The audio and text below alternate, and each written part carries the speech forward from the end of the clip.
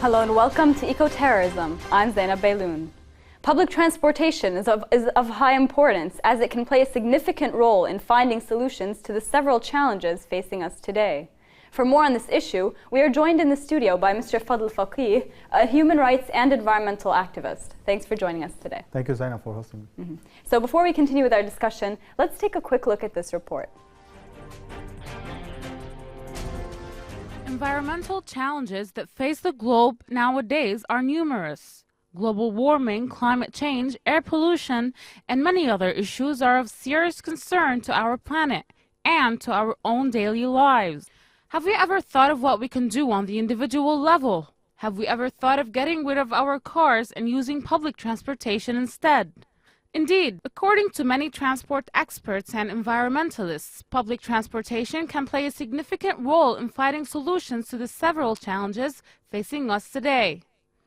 Have we ever perceived certain procedures to reach a cleaner environment, energy independence, or a better quality of life? Public transportation is one of the most efficient and useful solutions individuals can adopt.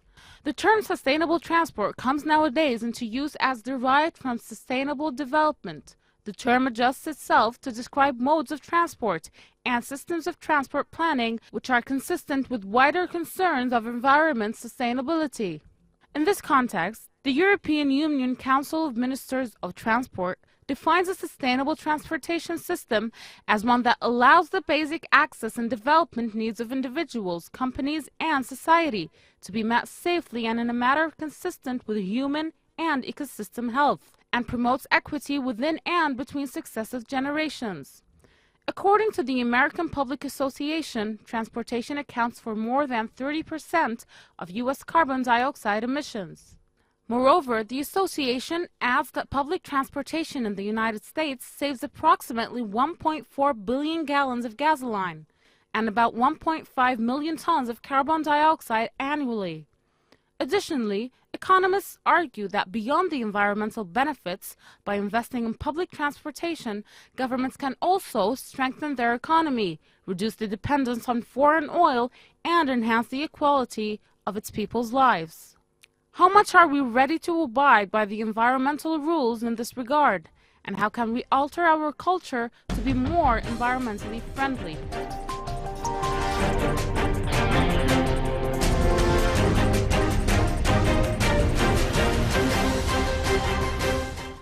So, Mr. Fakih, can you start by defining public transportation for us and telling us what exactly it involves? Public transportation is when we use or mass transportation is when we use, for example, the buses and the trains for our transport, even if it's on a daily basis or not.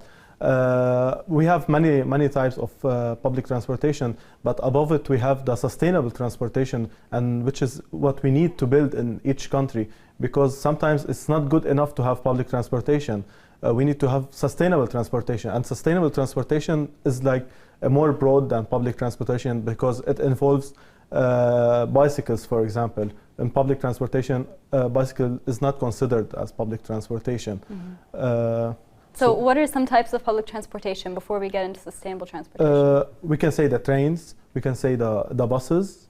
Those are the major, we can say the airplane, the boats, those different kinds that we use when we transport from a country to another, or from one destination basically to another. Within the same country? It can be within the same country or abroad.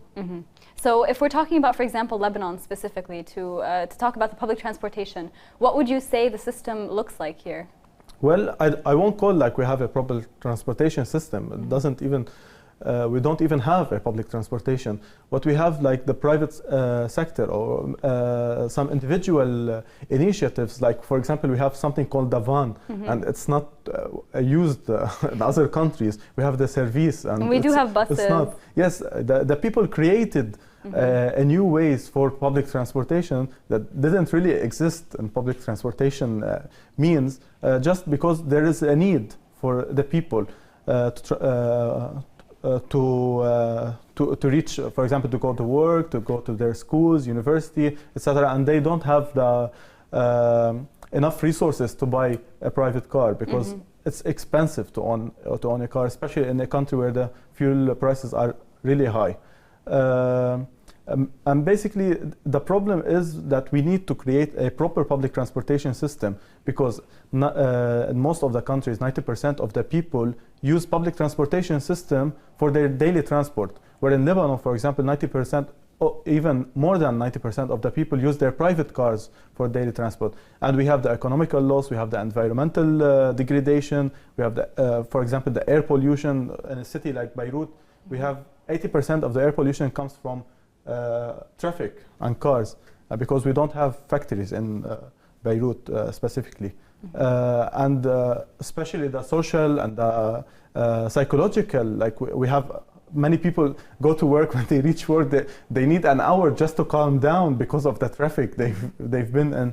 And so that's why the benefit of public transportation is a huge, and we can talk about it in details later on.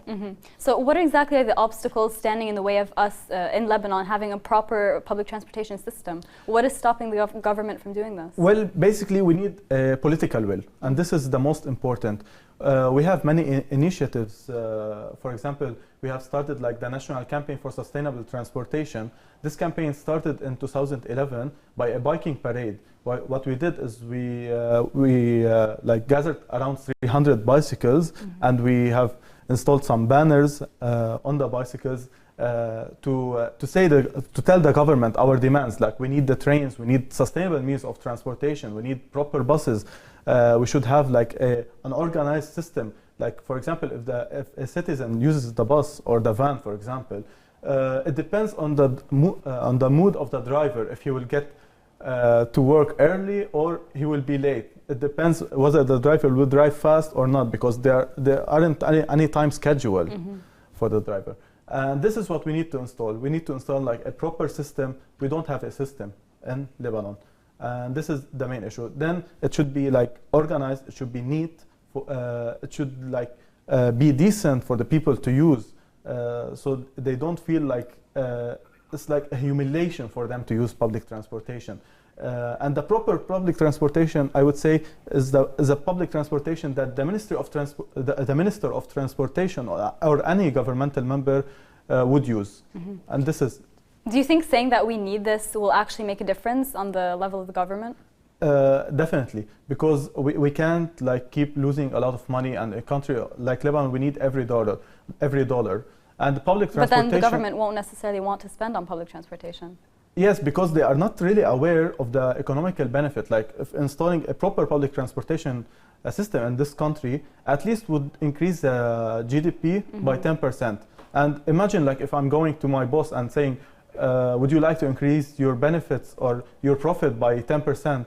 He would surely say yes. But they are not aware of this fact. Why? Because the public transportation couldn't provide any direct revenue. But the indirect revenue are huge, because every citizen would be saving a lot of money on the fuel, on the also the degradation and the usage of his car or her car. Do you think it's corruption that's stopping this from happening? Yeah, it's definitely like 80% of it. It's corruption, because they are like widening the roads is definitely not the right solution. But we are seeing a lot of projects for widening the roads. Which are inefficient. Yes, it's not efficient. If you widen the road, okay, after 5 years it will be filled with cars again. What will you do then? No, we need to have public transportation system. And let's not forget that the government uses a lot of taxes on fuel. And if we like cut on the use of fuel, a lot of the taxes will, a lot of the revenue. The government having its revenue from two main sources, which is telephone and taxes on fuel. And if we cut one source, they will be like and we know that the mafias that are controlling the fuel industry in Lebanon, and this is the main problem. It's corruption. It's 80% corruption. Do you think raising awareness will make a difference? Sure. Raising awareness is like building for the future. When people can't stand it anymore to pay a lot of money on their private cars, there will be a revolution against this situation. And that's what we are doing now. We are creating a momentum. We are like encouraging the people to demand for their rights. because public transportation is one of the citizens' rights, is to have a proper public transportation, is to have clean air, water, etc. Can you give examples of specific activities that have been done to raise awareness or to make a difference in the case of public transportation in Lebanon? For example, when we are working on this national campaign for sustainable transportation that have started in 2011, we started by a biking parade. Yet again, the next year, we have also done another cycling parade, and it was like obvious to us that the number of participants increased, and we were counting them, of course. Like in the first cycling parade, we had around 300, and the next cycling parade, we had around 400. And in 1 year to have like 100 more extra cyclists, that definitely is a good sign. And now we are seeing like a lot of people now is using bicycles because we managed to destroy this image of like when we see someone riding on a bicycle, we make fun of him or her. But now we are seeing like a lot of girls, a lot of businessmen. We are seeing like people wearing suits and using their bicycles, and this is what we need. And for the public transportation, now we are pushing to revive the train. Also, we have. So who is we exactly? Yeah, the National Campaign for Sustainable Transportation. This campaign we have joint power of many environmental organizations. They are local and international. We can name, for example, Greenpeace, Indie Act, Green Line, Fast Forward, which is a public initiative, Critical Mass, and Critical Mass is doing like great thing. We are doing this cycling event each last Saturday of each month, and we are seeing that the number of cyclists attending this event is increasing month by month, which is great, and this is what we need. But what we need is a national plan from the government, and this is what we are asking for in this campaign: a whole plan to solve the transportation problem in Lebanon. What do you think exactly has been the outcome of these activities over time in terms of the change in perhaps the image that biking has in the minds of the collective social society? Well, it's in Europe, for example, cars were the hype. Now bicycles is becoming the hype. As for example, in Netherlands, the number of bicycles that been sold last year is more than the number of cars. This is amazing. And this is what we are trying to create. Like, you can't have awareness, like you can't measure it during a year. You need several years, at least 5 to 10 years. To see a difference. Yes, definitely. And this is what we are trying to create. Now we are trying to change this mentality from the Lebanese mentality, so that the cars don't have the priority anymore. We can see that cars are everywhere. They are on the sidewalks. They are whatever you want, even in the shops. Sometimes we are seeing that some people are parking their cars in their shops, and we need to kill this priority and to change it, to give the priority for pedestrians, for the people with disability. We have also, for example, the Lebanese Physical Disability Union within this National Campaign for Sustainable Transportation, because they are like calling for their own rights, which is having accessibility to public transportation. We can see that public transportation cannot be used by disabled people. You have the stairs when you want to go into the bus, and it's impossible. It's impossible. You don't even have sidewalks for pedestrians to walk on. How come you will have sidewalks for the disabled people? And it's a shame that in a country like Lebanon, this won't happen anytime soon, because we need the infrastructure to be rebuilt and changing again. The perception perhaps of the people. Yes, the way yes, that they see but this issue. I think the people will adapt. It's the same, for example, with the park meter. Before, people didn't know about park meter, but when park meter was introduced into the country, many people now, for example, most of the people, if are it's used to not it by all, now. yes, they are paying the 500 Lebanese lira to use the park meter, because they will know if they will not put the 500, for example, they would get a ticket, and this ticket eventually they will have to pay it at the end of the year. So there is law enforcement. Once we have law enforcement, people will adapt. So I don't think the problem is with the people. It's perhaps with the government instead. Yes, we need a national strategy, and I believe, as you said, it's mainly about corruption. Thank you very much, Mr. Fadel Fakih. We'll be back to this interesting topic right after the break.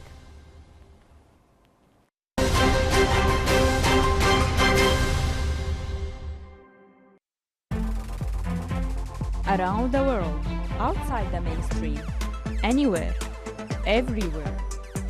A media of your land, of your creation. A new media in a new era.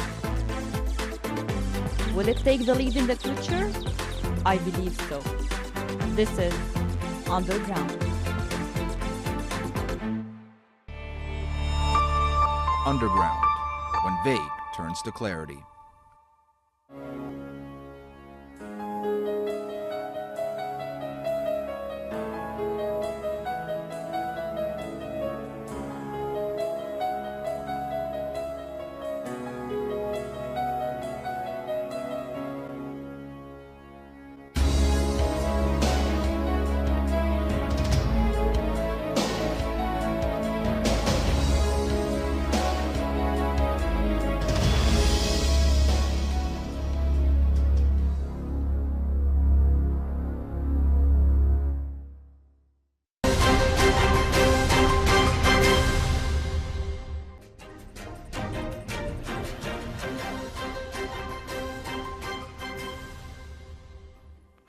Now, for more on transportation planning in the Middle East region, we are joined by phone from Beirut by Mr. Baha Al-Shalalfah, transport planning and public transport specialist.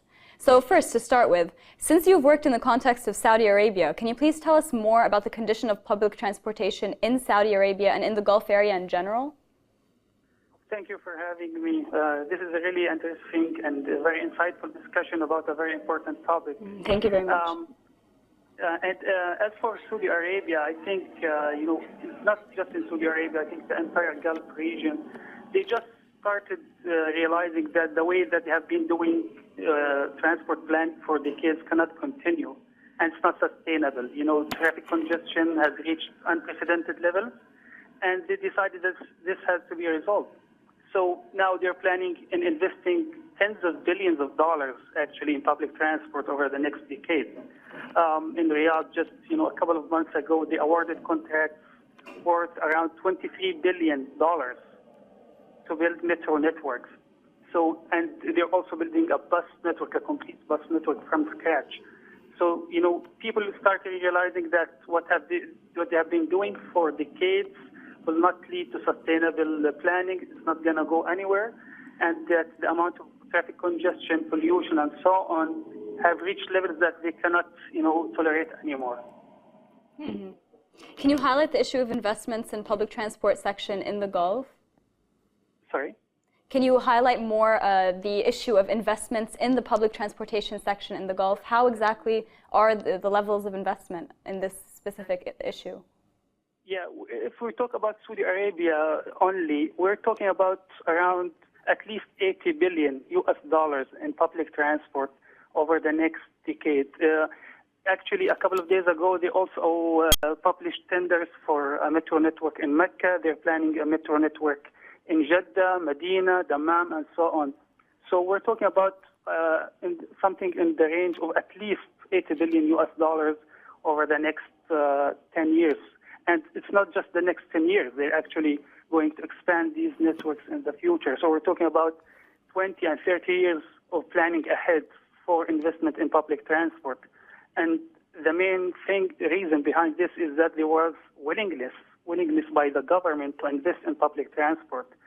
They have conducted several studies in all cities everywhere and decided this is not going to work anymore. We have to invest in public transport. In Qatar, we are also seeing a huge investment in public transport because they're also, having the World Cup in 2022. So they cannot, host a World Cup without a good public transport system. So they're building also a huge network with investment in tens of billions of dollars. There are also plans in other countries. We're seeing Oman, Bahrain, Kuwait. Dubai, of course, was the first city to build a metro line. So there are a lot of investments coming up, and I think we'll see a transformation in the entire Gulf region in terms of public transport service. And we'll see maybe over the next 5 years, Riyadh will be the first city to have a full metro network in the region, in our region. That will, will give people some indication how cities are run. Really, this is how European cities, North American cities are run. Mm-hmm. So moving towards the Lebanese context, how would you see the situation as compared to how it is, for example, in Saudi Arabia or in the rest of the Gulf? Actually, if we compare, what's happening in Saudi Arabia to the rest of the world, as I mentioned earlier, they just realized that, and compared to the developed countries, they have realized that much earlier than us, and they start planning way ahead of Saudi Arabia or any country in the region.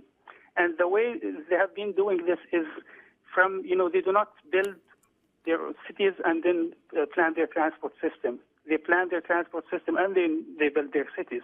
So transport planning has to go along when you develop your city or your urban area, because you cannot anticipate that, you build, for example, you have a low-density area with people living in their own villas or their own, houses, and everyone has a couple of cars or 3 cars, and then you ask them to use public transport, which is not going to be very efficient.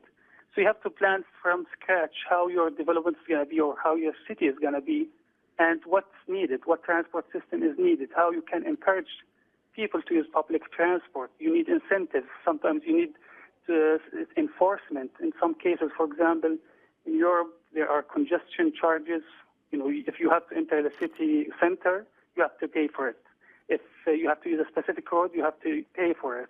If you have to use parking, you have to pay for it. So in that sense, made people realize that, okay, I don't have to pay $20 just to park my car. I can ride a train for $3. So people start realizing that they can save.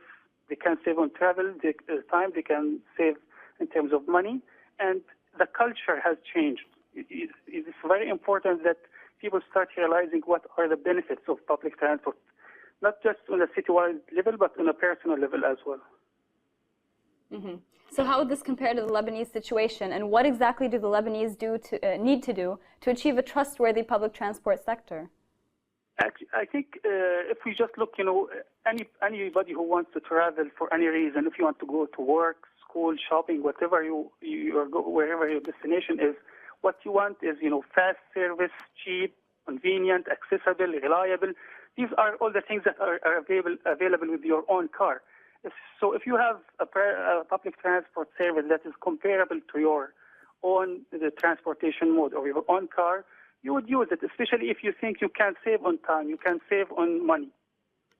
In Lebanon right now, public transport is not very good. It's not very not very well structured. The image about public transport is not very good because the service, let's be honest, is not very good. But I think there is some hope, and actually there are some good news because a few days ago, the European Investment Bank issued a tender to study the feasibility of building the Tripoli-Beirut railway, which is a very good news that just came out earlier this week. If this happens, this is a huge and significant improvement to public transport in Lebanon in general, and of course, especially for travel between Beirut and Tripoli. If this happens and it's integrated with other services such as bus services or goods bus services, we're leaping ahead by miles compared to where we are now. Mm-hmm. Thank you very much, Mr. Al-Shalalfah, for joining us today. We'll be back to our guests in the studio, Mr. Fakih. What exactly can you tell us in terms of comments on what Mr. Shalalfah was saying before, and how exactly do you think the situation in Lebanon compares to the situation in the Gulf? Well, the Gulf countries, they are lucky because they have a lot of time now until they can build a proper public transportation. But in Lebanon, because it's a very small country, and we are already late in establishing and creating a good platform for the public transportation. And I fully agree that in Lebanon, the situation of public transportation we have mentioned, it's very bad. And the government, I don't see it doing any serious acts in the last couple of months, the Minister of Transportation announced that the ministry will buy around 250 buses, but they are not enough because we are throwing them into a system that is not working. And we need first to build like an organized system. We need to find a way of how to make the people use the public transportation means, and especially that we need to improve it for the people to use it. Thank you very much, Mr. Fakih. Before ending our episode for today, here are some points that highlight the importance of using public transportation. First of all, energy independence. If just 1 in 10 Americans use public transportation daily, the US reliance on foreign oil would decrease by 40%. In terms of safety, riding a bus is 79 times safer than riding in an automobile, and riding a train or subway is even safer. In terms of health, studies have shown that people who use public transportation regularly tend to be healthier than people who do not, because of the exercise that they get walking to and from bus stops. And finally, in terms of cost saving, families that use public transportation can reduce their household expenses by $6,200 annually.